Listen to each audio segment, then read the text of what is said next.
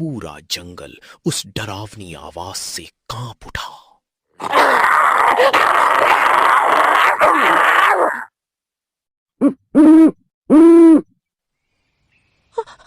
अर्जुन, ये ये कैसी डरावनी आवाज थी। मुझे बिल्कुल अच्छा नहीं लग रहा। पता नहीं क्यों ऐसा लग रहा है जैसे कोई हमें देख रहा हो।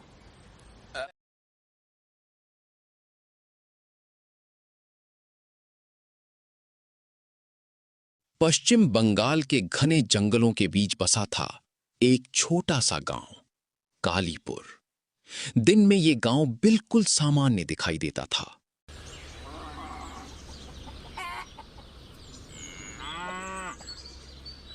लेकिन जैसी ही रात होती पूरा गांव सन्नाटे में डूब जाता, क्योंकि इस गांव पर सदियों पुराना एक भयानक अभिशाप था। गांव के लोग मानते थे कि हर पूर्णिमा की रात ठीक 10 बजे मौत खुद ताबूत में बैठकर गांव में घूमने निकलती है।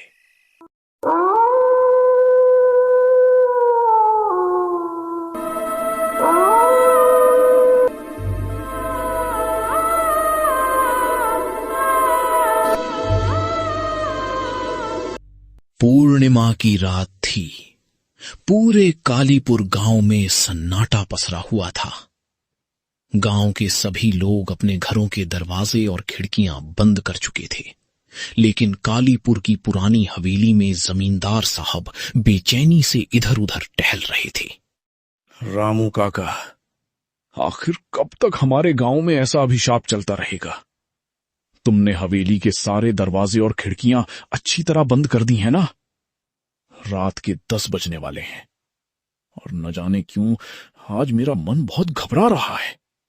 मुझे इस बात की चिंता खाए जा रही है कि मेरा बेटा आज शहर से वापस आने वाला है। हाँ जमींदार साहब, मैंने हवेली के सारे दरवाजे और खिड़कियां अच्छी तरह बंद कर दी हैं, लेकिन अगर छोटे मालिक रात 10 बजे के बाद गांव में पहुंचे तो भगवान ही उनकी रक्षा करे। आज पूर्णिमा की रात है जमींदार साहब, और आप तो जानते ही हैं रात के 10 बजे के बाद इस गांव में क्या होता है। रात के लगभग 9:30 बज रहे थे। एक पुरानी बस कालीपुर बस स्टॉप पर आकर रुकी। बस से 3 दोस्त नीचे उतरे, अर्जुन, राहुल और निशा। वाह अर्जुन, आखिरकार हम तुम्हारे गांव पहुंच ही गए। लेकिन यहाँ इतना सन्नाटा क्यों है? अरे गांव है, रात हो गई है, इसलिए सब लोग अपने घरों में चले गए होंगे। बस स्टॉप से कुछ दूर आगे बढ़ने पर सड़क किनारे एक छोटा सा ऑटो स्टैंड दिखाई दिया। वहां 2-3 पुराने ऑटो खड़े थे, लेकिन पूरे ऑटो स्टैंड पर सिर्फ एक ही ऑटो ड्राइवर अपने ऑटो के सामने चौकी पर चुपचाप बैठा हुआ था। भैया, क्या आप हमें कालीपुर हवेली तक छोड़ देंगे? क्या कहा आपने? कालीपुर? नहीं साहब, मैं आपको वहां नहीं ले जा सकता। लेकिन भैया, आखिर बात क्या है? आज पूर्णिमा की रात है साहब। रात के 10 बजे के बाद वहां मौत घूमती है। आप लोग वापस चले जाइए। अर्जुन, मुझे लगता है हमें इनकी बात मान लेनी चाहिए। भैया, आप बेकार में डर रहे हैं। चलो दोस्तों, हम पैदल ही चलते हैं। तीनों दोस्त सुनसान रास्ते पर आगे बढ़ने लगे। अचानक मौसम बदलने लगा। पूर्णिमा का चांद काले बादलों के पीछे छिप गया।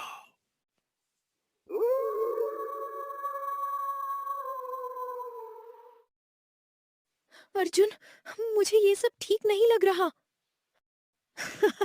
इतनी भी क्या डरने की बात है? डरो मत, हवेली बस थोड़ी दूर है। तीनों दोस्त सुनसान रास्ते से हवेली की ओर बढ़ रहे थे।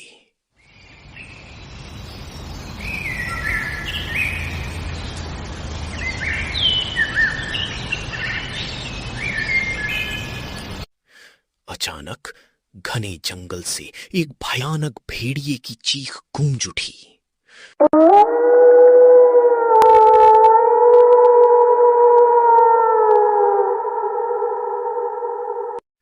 पूरा जंगल उस डरावनी आवाज से कांप उठा।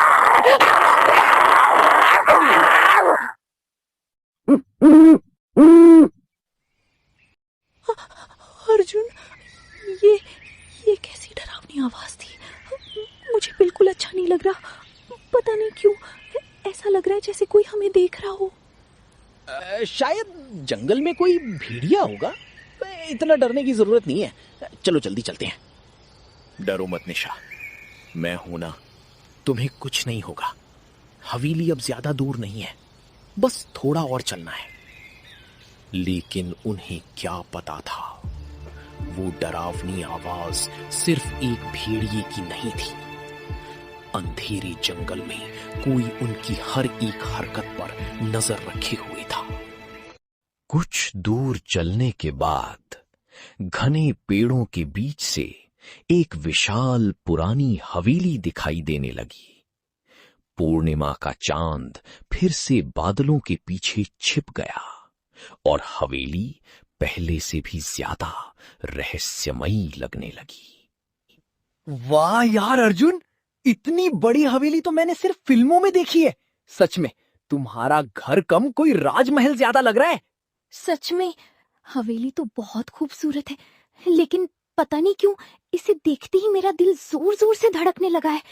मुझे ऐसा लग रहा है जैसे कोई हमें दूर से देख रहा हो। डरने की कोई बात नहीं है निशा, यही मेरी पुश्तैनी हवेली है। बस थोड़ा और चलो, हम पहुंचने ही वाले हैं। तीनों दोस्त धीरे धीरे हवेली की ओर बढ़ने लगे, लेकिन उन्हें बिल्कुल भी एहसास नहीं था कि हवेली की अंधेरी खिड़कियों के पीछे कोई उनकी हर कदम पर नजर रखे हुए था।